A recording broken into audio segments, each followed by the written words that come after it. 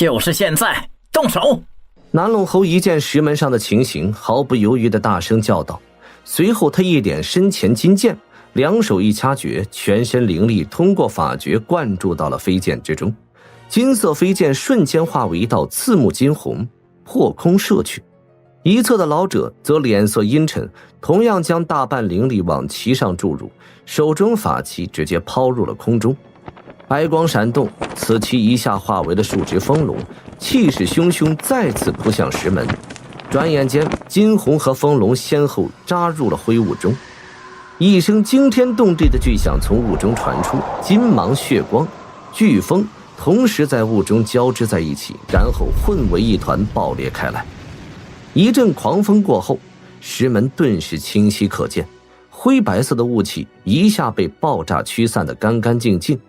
南陇侯见此，双目一眯，石门上血光全无，仿佛尽至全消的样子。目光略微转动了一下，南陇侯又瞅了一眼插在石门表面半截的金色小剑，神识一动之下，小剑突然从石门上飞射而出，化为数尺长金红，对准了石门就是纵横交错，乱砍一气。轰隆隆一阵杂乱之声，在金光大放中，整座石门竟被飞剑砍成了一堆碎石，一股腥臭之极的气息蓦然传遍开来。可是南陇侯和鲁姓老者一看清楚石门的碎屑后，脸色均是大变。这些碎屑切口处竟像是人一般，汩汩地流出暗红色的黑血，而那种腥臭的气息正是从这些黑红之血中传出。此种情形实在说不出的诡异。石门虽然被斩碎，但是南陇侯二人并未看见什么惊人的东西，因为在石门之后出现了一条黝黑的阶梯来，往地下延伸而去的样子。走，我倒也要看看这血肉之门到底有什么宝物，竟弄得如此神秘兮兮的。南陇侯望着仿佛直通九幽的地下通道，舔了舔嘴唇，随后也没有招呼鲁姓老者，就自顾自地向前大步而去，几步后就进入了通道之中。鲁姓老者却在原地矗立了片刻，他望了望地面上冒着黑血的血咒之门的残骸，又瞅了瞅那条暴露在眼皮底下的通道，眉宇间不禁紧锁了起来。突然间他长吐了一口气，人一抬脚就走进了通道之中。有些出乎老者的意外，这条通道非常的短，仅仅深入地下20余丈，就到了一间地下大厅中。大厅不大，只有7、8丈宽广，整间大厅除了一张供桌外，到处空空荡荡，别无他物。当老者进入此地时，南陇侯正站在大厅中间，怔怔地望着供桌上的几样东西，整个人仿佛在发呆着。老者有些惊疑地走了过去，同样望去，结果心中一震。田园果，我没有看错吧？这就是那吃了一颗就可延寿100年的田园果。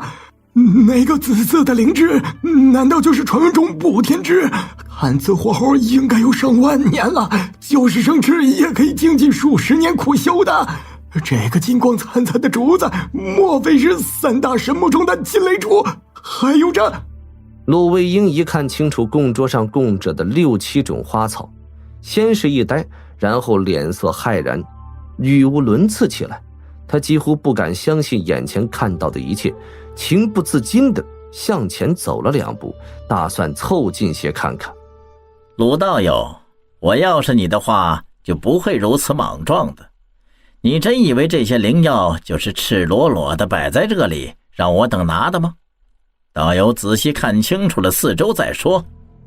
南陇兄，你这话是什么意思？老者一听此话，如同冷水浇头，神志顿时一清，急忙惊疑地重新打量着四周。哎，这好像是传闻中小须弥金刚阵，佛宗的法阵怎会出现在这里？鲁姓老者终于从四周的墙壁上隐现的一些符文上看出了名堂，大感意外起来。南陇侯虽然声音冷静，但双目盯着供桌上的几种灵药，满是贪婪之色，恨不得将这些灵药全部抓在手中。这些灵药无一不是他和老者最需要之物，如今近在咫尺，自然是心痒难耐。而他刚一进入此地，看到这些灵药，几乎想也不想的立刻想将这几种灵药一扫而空，却没料到此地还有一种古怪之极的禁制阵法，结果碰了个不小的跟头，不得不老老实实静等老者。如今一听鲁姓老者叫出了小须弥金刚阵，南陇侯精神一振，心中大喜。他对刚才莫一接触那阵法，就发觉此处阵法大于以前研究过的诸多阵法，正有些暗自担心，如今老者识得此法阵，这自然大妙。鲁兄，你识得此地的禁制？昔年老夫曾经得到过一些佛宗的修炼典籍，虽然因为功法属性问题没有去修炼，但上面记载的一些佛宗法阵禁制倒也记得一二。这个小须弥金刚阵就是其中最神妙的法阵之一。南陇兄，若是此处禁制真的是此法阵的话，麻烦可不小的。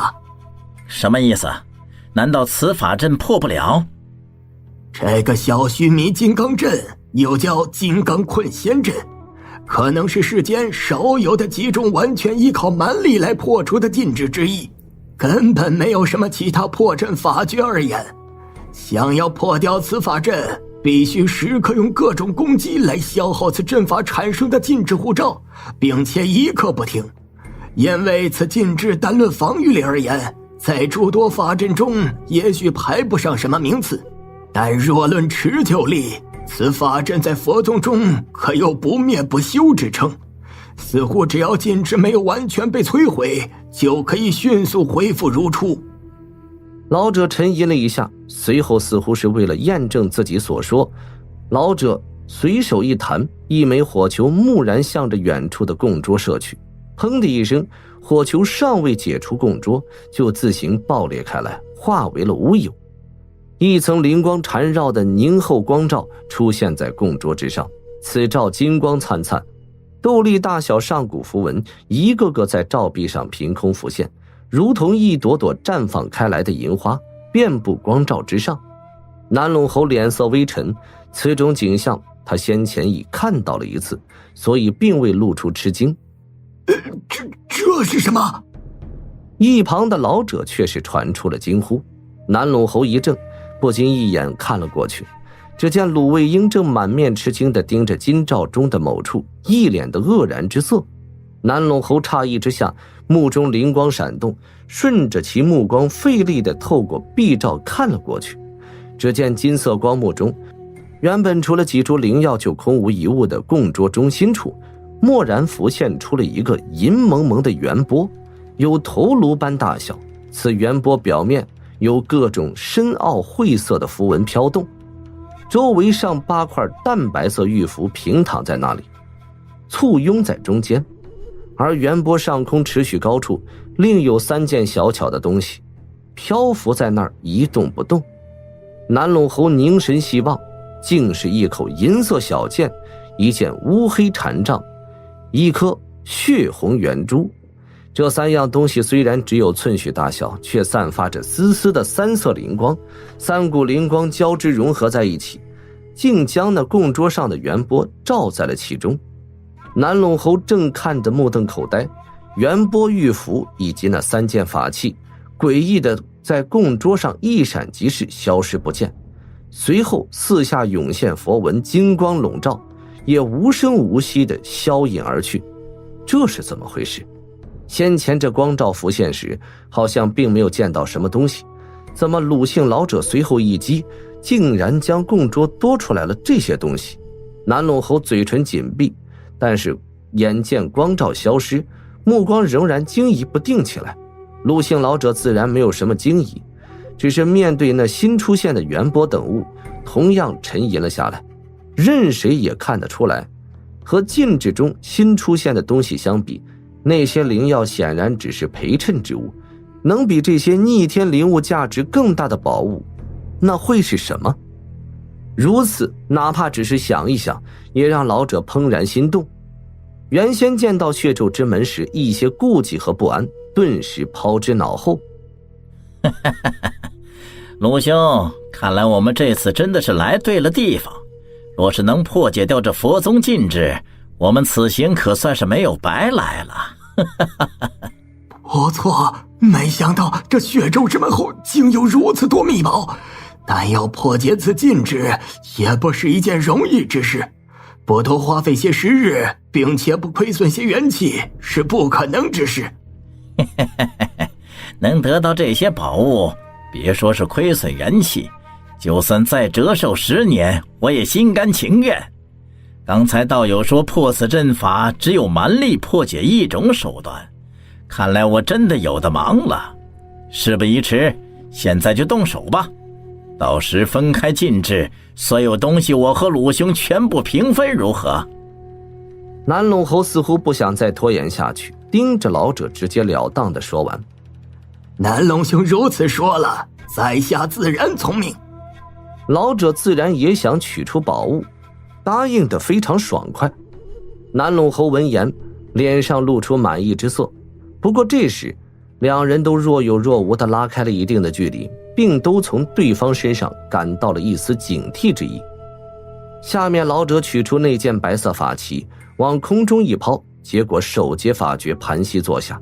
南陇侯则袍袖一挥，那金色的飞剑蓦然射出，顿时间此地飓风大起，剑气纵横，金色光照再次浮现而出，轰隆之声一时从地底连绵传来。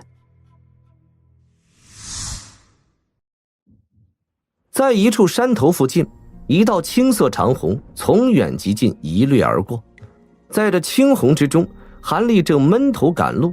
此刻他早已掠过了子文歇所在的山头，正向当初进入山谷的那个山洞而行。因为已经走过了一遍此路，韩立颇为轻车熟路，遁光速度比来时足足快了数倍有余。原本1天多的行程，韩立仅仅花费了1/3的时间就来到了此地。正当他心中估算着再有1个时辰就可重新进入山洞时，忽然间一侧的远处轻微连绵的轰鸣声隐隐约约传来。韩立神色一动，遁光略微一顿，不禁扭头看向了旁边，神识飞快一扫，那边有异样的灵气波动。韩立不禁两眼微眯，在远处的山间有微弱的白光闪动，那里没有记错的话，正是一处他怀疑设有禁制，有可能存有上古修士秘宝的地方。看来终于有其他修士也闯进了内谷，并开始了四下破禁寻宝。韩立想了想，摇了摇头，过去浑水摸鱼的想法在他脑中一闪而出，就被强行按捺了下去，并且为了怕引起别人的注意，神识也只在那边飞快的一扫而过，并没有真正去搜索那些探宝之人。对韩立来说，现在可是多一事不如少一事。青红再次向前破空射去，转眼间就从附近的山头消失得无影无踪。在韩立刚才所瞅过的方向数十里之外，一行10几名修仙者正驱使着各色法宝，对着一座白光笼罩的小山头猛烈地攻击着。其中为首的是木兰神师众姓儒生和那月姓女子，这一行人竟全都是木兰法师。当韩立从远处遥遥飞离之时，众姓儒生眉梢动了一下，下意识瞅了一眼韩立飞逝的方向。怎么，众兄发现什么不妥吗？